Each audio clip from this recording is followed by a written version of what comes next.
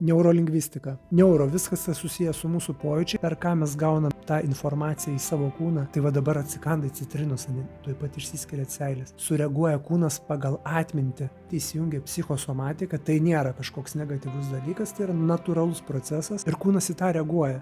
Kūnas turi savo atmintį, viskas yra įrašinėjama, netgi tos pačios citrinos skonis. Jeigu jūs nebūtumėt ragavę citrinos, protas nežinotų, kas tai yra per skonis, kodėl taip yra rūgštu, arba kas yra tas rūgštumas, seilių jisai neišskirtų. Nebūtų tokio signalo. Matot, kaip įdomu, mums nereikia tikros citrinos. Jeigu jinai buvo atmintyje prisilietus prie mūsų kūno, atmintyje tas yra, protas ima failą, duoda signalą smegenims, smegenis į neuronus ir išsiskiria tada seilės.